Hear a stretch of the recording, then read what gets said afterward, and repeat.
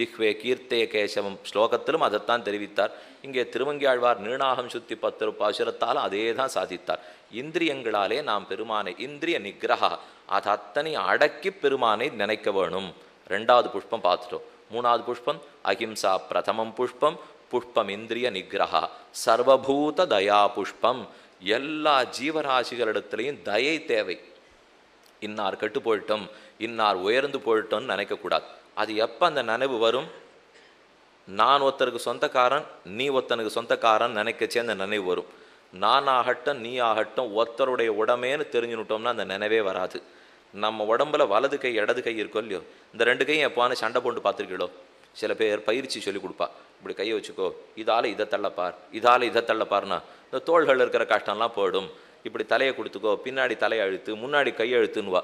இந்த கைக்கும் தலைக்கும் ஒரு சண்டை, இடது கைக்கும் வலது கைக்கும் சண்டை. ஆனால் அது போடவே போடாது. ஏன்னா 2 கைக்கும் நான் ஒத்தனுக்கு உடமைன்னு தெரியும்.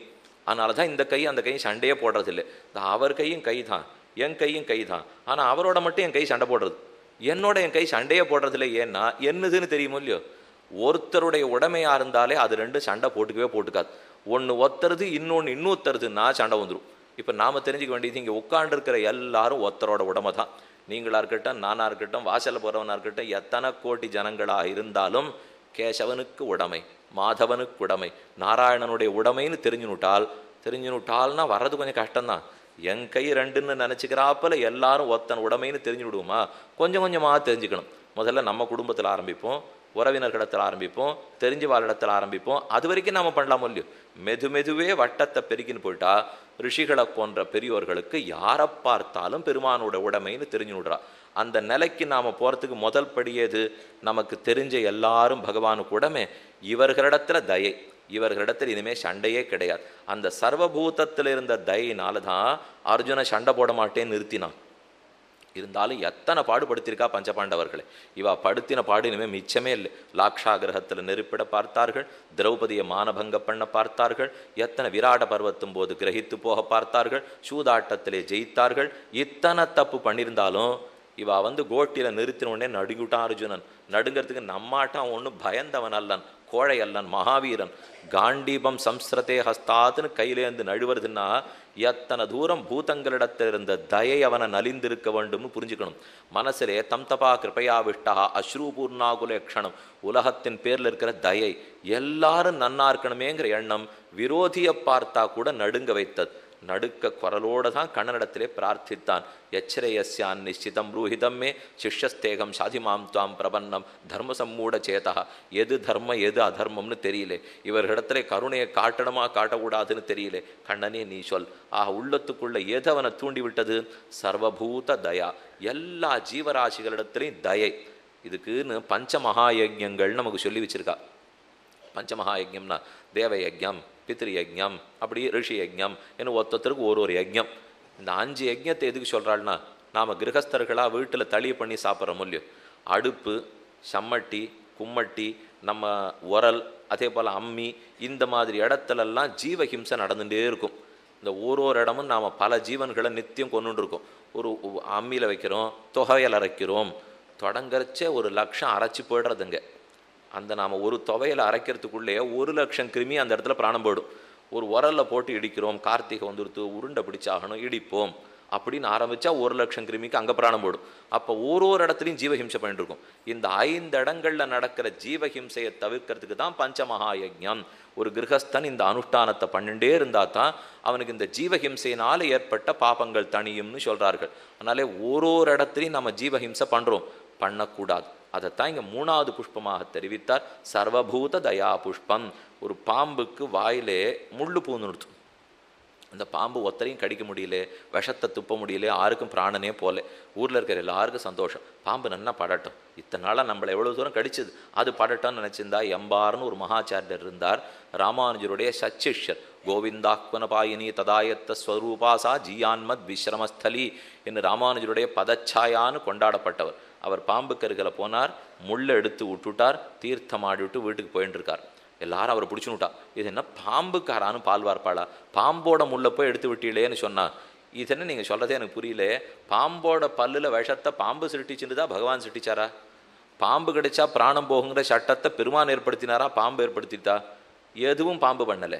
பண்ண அவனவனா நீங்கள் போய் கேட்கணுமே தவிர பாம்பை எதுக்காக நலிந்து கொண்டிருக்கிறீர்கள்?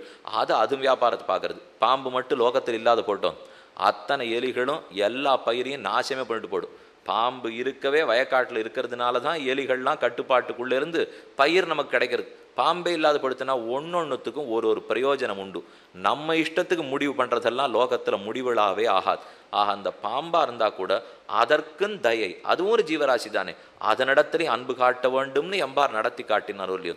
ஒரு பாம்பின் வாயில் தவளை மாட்டினுடுத்து, அது ஓன்னு கத்துறது, தன் ஆறான்னு காப்பாற்ற மாட்டாளான்னுட்டு கூறத்தாழ்வான்னு அதை கேட்டவர் மயக்கமாக கீழ் விட்டாராம். இந்த பாம்பு வாயில தவளை கத்துறதே யாரோ இந்த ரட்சிக்க போறான்ங்கிற நம்பிக்கையில தானே அது கத்துறது. அப்போ அதுக்கு கூட சர்வேஸ்வரன் ரட்சிக்க இருக்கிறான்ங்கிற நம்பிக்கை இருக்கிறது இல்லையோ. எனக்கு அந்த நம்பிக்கை இருக்கிறதா தெரியலையே. ஒரு பாம்பின் வாயில் அகப்பட்டு அடுத்த நிமிஷம் உள்ள போட போறோன்னு அது தெரியும். அந்த சமயத்தில் அது கூக்குரல் எடுத்து அழைக்கிறதே. ஒரு யானை அகில காரணாய அத்புத காரணாய நிஷ்காரணாய முதல இடத்துலேருந்து என்னை காப்பாத்துன்னு கூப்பிடுறதுன்னா எல்லா பூதங்களும் பெருமான் அனுகிரகிப்பன்னு எதிர்பார்க்கும். அவர் நம் மூலமாகத்தான் காப்பாற்றுவர். அவரே எல்லாத்துக்கும் வந்துட்டு இருப்பாரா? இப்போ கஜேந்திரன் கூப்பிட்டுதுங்கிறதுக்காக அவர் போனாருங்கிறதுக்காக நித்தியம் ஒரு 10 பேர் கூப்பிட ஆரம்பிச்சாள்னா அப்படிலாம் அவர் போயிட்டு இருக்க மாட்டார்.